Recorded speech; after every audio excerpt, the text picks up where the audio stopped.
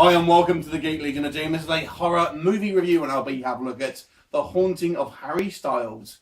Oh, I wish that was what it's called. This is actually called The Haunting of Harry Payne, also known as Evil Never Dies, and this is a 2014 British supernatural gangster flick, basically. The main character, Harry, played by an actor, Tony Scannell, I believe his name is, and he's basically an ex-con who's just recently got out of a 10-year stint in prison, and he kind of wants to retire. He's an elderly gentleman now, and he kind of wants to retire and kind of own this sort of country pub. However, his past is catching up to him, and there's a variety of different gruesome murders that are attributed to the mysterious white lady that is kind of legend around these parts. And it turns out that Harry actually has some kind of psychic ability, and there's his sort of past is coming back to haunt him, so to speak.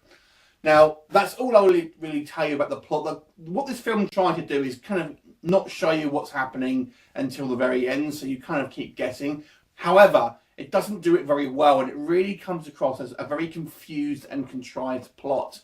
And you just don't understand really what's going on and who people are. There's a hell of a lot of characters here that just do absolutely nothing and actually have no real relevance in the actual plot, but they're there, and it's just kind of why they're there.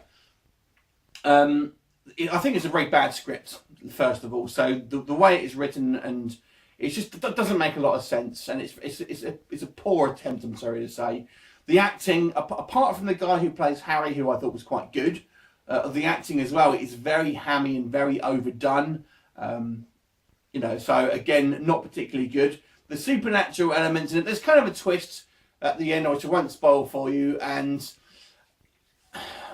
basically it's an interesting, it kept me intrigued, I suppose, so I'll give it that, about where it's actually going. But in the same sort of breath, I'll say I thought that because I didn't know what the hell I was watching.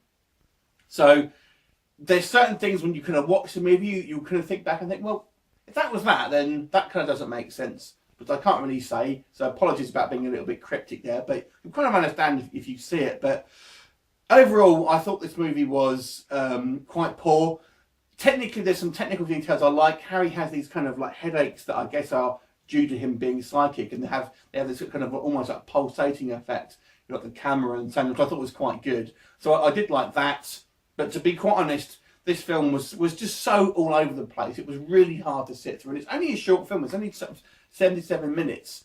So I have to say this was a disappointing movie. I'm going to give it a 3 out of 10. Have you seen it? What did you think? Leave me a comment and I will look forward to seeing you next time. Bye for now.